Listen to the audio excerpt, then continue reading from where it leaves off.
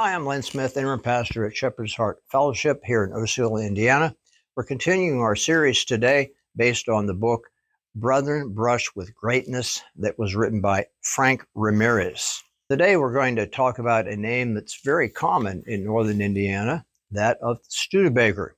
And this story is entitled The Wagons That Went to War Without a Brethren Brother. Studebaker wagons, before they ever made cars, were known for their reliability, solid construction, and the company logo. Always give a bit more than you promise. The Studebakers were a pioneering Brethren family. Peter Studebaker immigrated from Germany in 1738. His grandson, Abraham Studebaker Jr., and of course there are many different spellings for the family name Studebaker, moved to Darke County, Ohio in 1808. Life on the frontier was harsh and difficult. When supplies such as flour and meal were needed, the 28-mile round trip to get provisions took 2 days. Other Studebakers followed to Ohio. John Clement Studebaker built himself a wagon and moved to the state in 1835. 16 years later, he moved the family further west to a place we all know well, South Bend, Indiana. And he set up a blacksmith shop where he posted as his motto, "Owe no man anything but to love one another."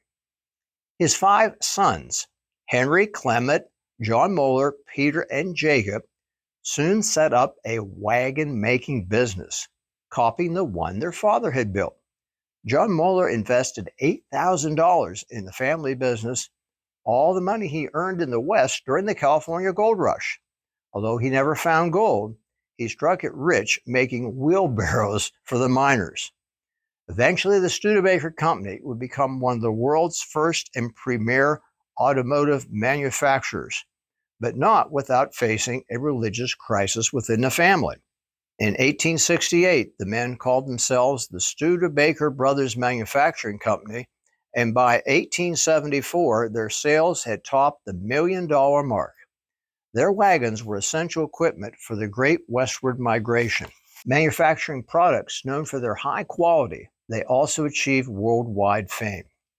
In the 20th century, the Studebaker Company successfully made the jump to horseless carriages, and the business became more successful than ever. The manufacturing part of the business continued until 1966.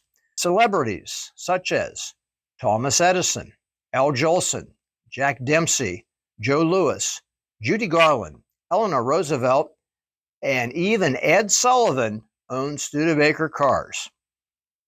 Certainly, their Brethren background helped define their business.